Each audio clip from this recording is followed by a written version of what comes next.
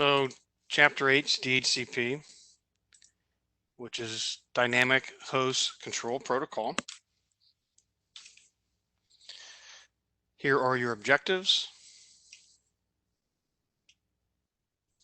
So DHCP assigns IPv4 addresses and other network configuration like your default gateway, DNS server. A dedicated DHCP server is capable and easily managed. So in this example, we're using a server. Also, a Cisco router can also give out IP addresses. And your Raspberry Pi and your laptop and any other network device that you can start a service on and say, hey, give out some IPs. It's a common hacking technique. We call it a rogue DHCP server. Rogue DHCP server. So here's the request and the offer and the acceptance. It looks a little like another concept we covered in another layer. That would be the layer 4 TCP with the three-way handshake. So notice that we get a client broadcast, okay? A discover. I need to discover a server. The server sends a unicast back to the client. So here I'm DHCP, here's my offer. So it gives you an offer. The client then does a request, and then you acknowledge that they've received it. So it's very similar to three-way handshake. All three things, all four messages have to be acknowledged and accepted. Because if you think about at 7:30, 8 o'clock, 9 o'clock in the morning, when every employee hits the servers, we're seeing thousands of requests. And so it's possible a server can give out the same IP by mistake. But this acknowledgement would say, whoops, I already gave that IP out. Let me not acknowledge it, and then we'll start the process back over.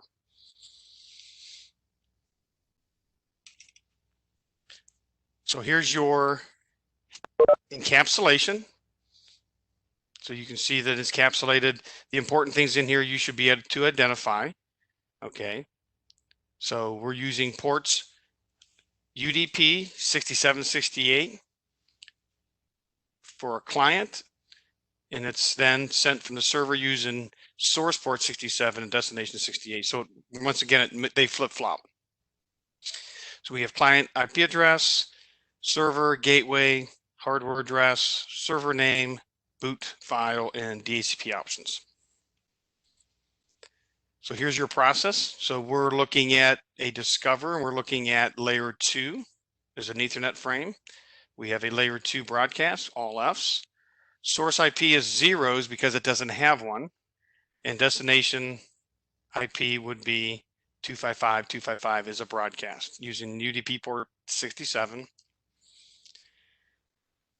And so the server comes back with the discover with the offer. So the offer is going to be back using port UDP 68. And you notice that it has 254 is a DHCP server. And you can see that here. And then it's getting the IP of 1.10. Next step would be to go ahead then and have that acknowledged. So the basic steps are configuration. So make sure we build a notepad tonight, okay, of this config. So it's IP DHCP exclude. We're excluding 192.168.10.1 to 10.9. So that's 1 through 9. Those would be important devices. And also we're excluding the server of 254, 10.254. So these would be my switches. Between 1 and 9 would be switches, access points, and other important network devices, servers. So it must be a small environment if we're only giving out, only reserving the first 10 IPs for network devices.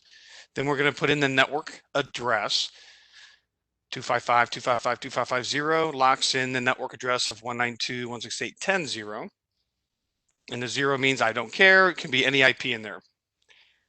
Here's your default router, which is the router interface. And then here's your DNS server. and also if you want to do a domain name server as a .com or URL.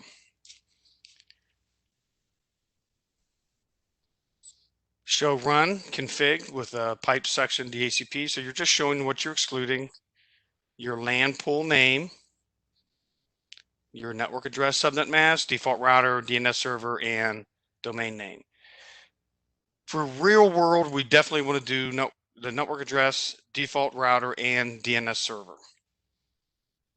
In our lab environments, many times we're not using DNS, so we can leave that out. But in real life, we want to make sure we define DNS, or you'll have to know all your IPs to every web address.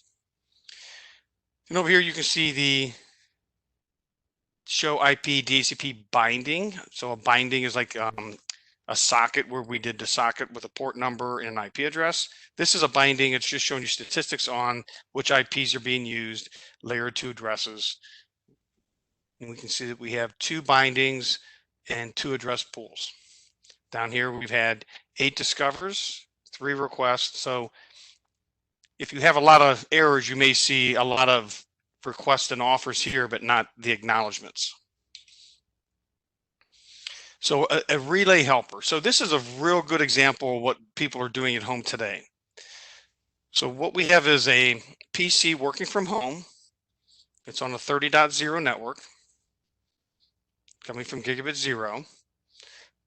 But we want to get an IP from one of these servers over to this person working from home through the VPN.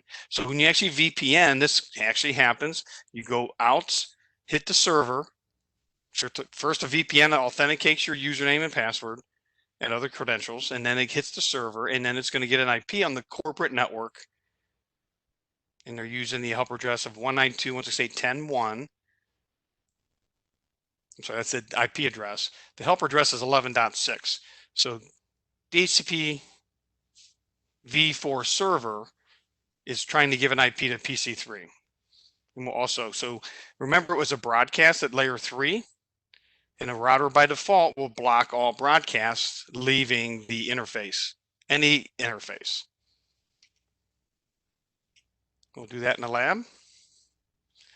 So here's how we configure DHCP. So your home router right now basically says, it turns on, it says, I need an IP. Your ISP provider provides you that IP. So we'll actually do this also, maybe not tonight, but possibly, we're definitely on Wednesday. And then we can see the show IP gigabit 00 is up. Remember, line is up, or gigabit is up. It's physical. Protocol is the logical protocol we're using. And it's showing you the subnet mask, the 27. So that would be 255, 255, 255, 2240. I'm sorry, 255, 255, 255, 224. I mess that up all the time. Keep laughing out there, you people. I like to see your faces. We can also have your wireless configure DHCP. So in my classroom one time, a student plugged in one of the little home routers we have laying around to set it up, but he plugged into a live network port that went to the entire, not just my room, because I have a router there, it went outside the room to the whole floor, shut phones down, other devices. It was giving out the wrong IP, default gateway, subnet mask. So here's your troubleshooting task. So make sure on Wednesday when we do this, we're going to use these. So we're going to write these down tonight. Resolve address conflicts, verify physical connectivity, test with static IP addresses. This is one I do a lot. If IP's not working, I'll just do a static on it. And if it works, then I know that something's going on with the network or the server. Verify switch port configuration, as in like VLANs. We're going to look at that tonight. And then also test the same subnet or VLAN. And we'll also look at that with router on a stick. So it's saying here, there's a detection with a IP conflict. So verifying the DHCP is show run, and you're using the section only showing the gigabit 00, and you can see it has an IP address, has an IP helper address. So this one is actually trying to get an IP to someone outside your network. ACLs. So we did this last week. So if you want to go back and watch that demo we did last week, we talked about allowing ports 67 and 68. We did TCP and UDP. So remember that also. Remember your debug is turning on conversations between IP packet 100, which is the access list number. So it's only going to give you, so this debug will actually keep running, and it can actually decrease the performance of the router because it's showing you every conversation it's having with all the other, in this example, just the IP packet access list 100. And then you can do the events, and you can see that it's been returned to the pool. So when a client turns off, that IP goes back to the pool, and then it can be reassigned. Remember, it can actually assign more than one client the same IP. So IPv6 we will cover later, so that will be the end.